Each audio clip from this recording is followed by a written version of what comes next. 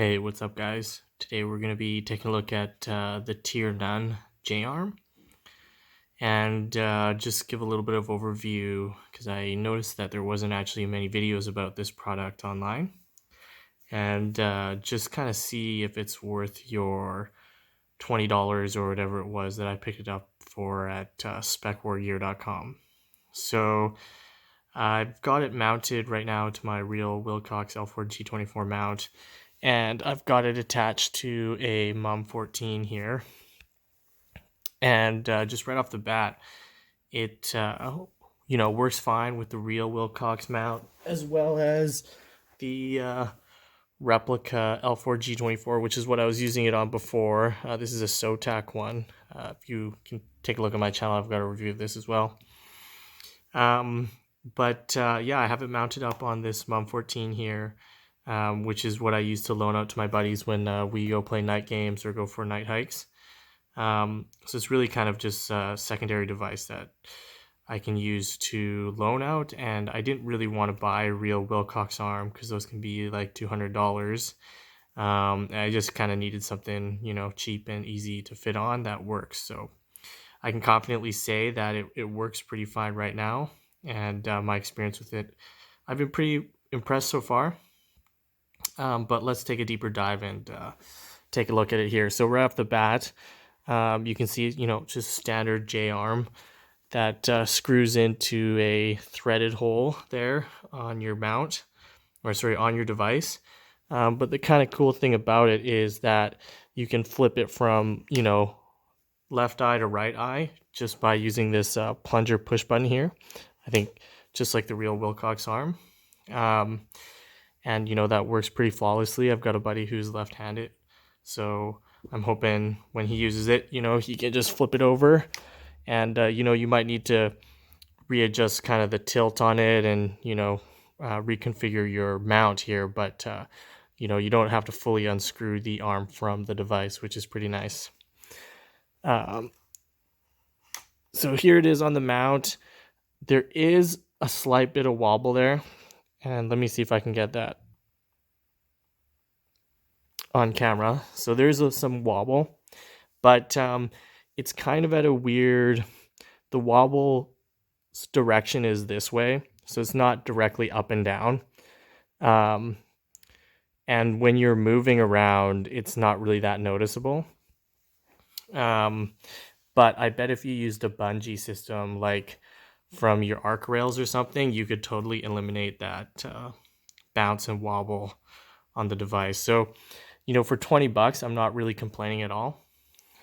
It does what it needs to do, So I'm going to flip it up here. You can kind of see it's not the lowest profile device in the world, or stowage arm. You might be able to get it a little close to the helmet if you had INVG mount by Naruto's, or something you could kind of twist in.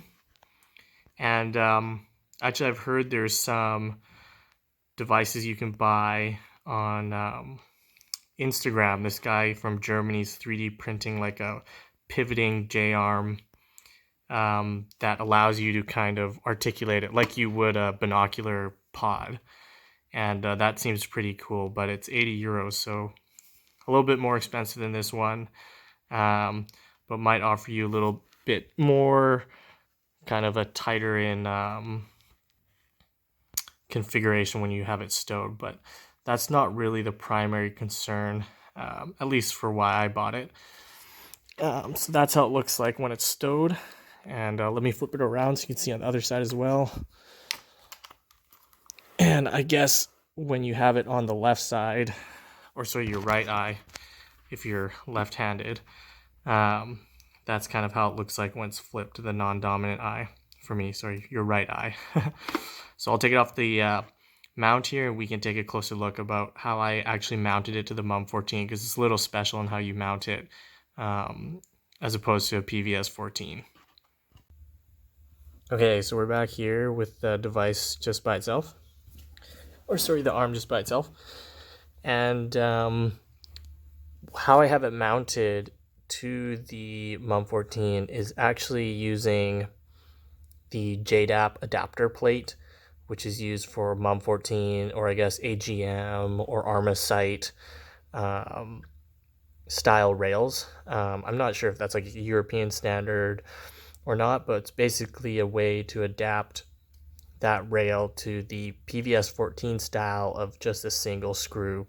And I'll show you that in a bit. We'll take this off and we'll take a look at that.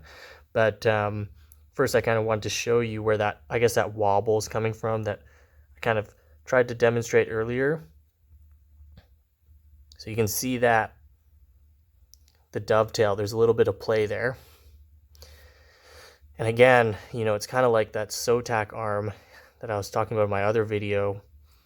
Is I believe there's a plunger in here that interacts with that pin, or sorry, that pin interacts with this sleeve, and that's probably what's out of spec and is causing some play in the sleeve there that's directly mounted to your dovetail shoe.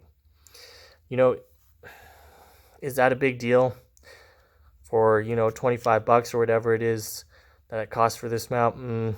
I think not. You know, your primary goal is really to get you up and running with a monocular, and to me it's kind of ridiculous that a J Arm costs like $100+ US, to be perfectly honest.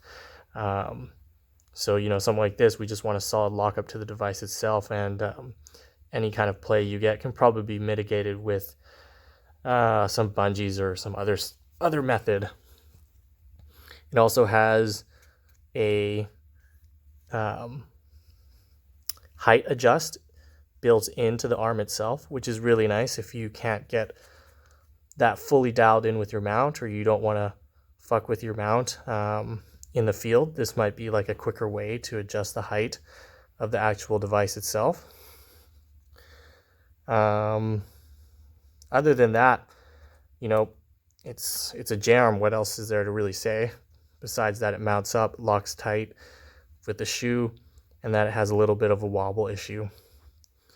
So in that way, I can recommend it. However, one thing I did notice here, and you can see that it's mounted to the JDAPT plate using these two washers, is because if I were to screw it in without those washers, the body itself, so this, I guess, piece of machined aluminum here, impacts my MUM-14 battery housing, which causes it to kind of sit at a cockeyed angle, which obviously is not a good thing. So I just use two washers there that screw into the JDAPT plate so that it sits flush. The JDAPT plate itself is kind of just an adapter that slides over the MUM-14 rails, and these are the rails I'm talking about here. And I guess this is like their own proprietary way of mounting for their helmets, but it basically means they're not compatible with any of the NATO J Arms or anything like that, which is pretty annoying. So you need to buy this plate, which slides over and has a tension screw that screws it down so it can't fall off again. And then you screw your J Arm into this hole here. And that piece was about $20 or so. And I got it off of Amazon, actually. And they shipped it right to Canada, which was pretty nice. So yeah, in summary, guys, oh, I guess one thing I should mention too is I put a spring in between the in the screw here, just to provide some extra tension so it doesn't back out. And I believe real J Arms have this spring. And I think I got this spring just from a pen or something. I can't remember exactly, but actually I don't think it was a pen. I think it was a bicycle shifter tensioner that I actually stole that spring from, and I just put in here. It's so when you screw it in, it keeps some back pressure on this screw so it doesn't kind of work itself out over time. You know, if you're running, it's bouncing around or whatever. So that's just might be something you want to do yourself, but it's a quick mod and pretty easy.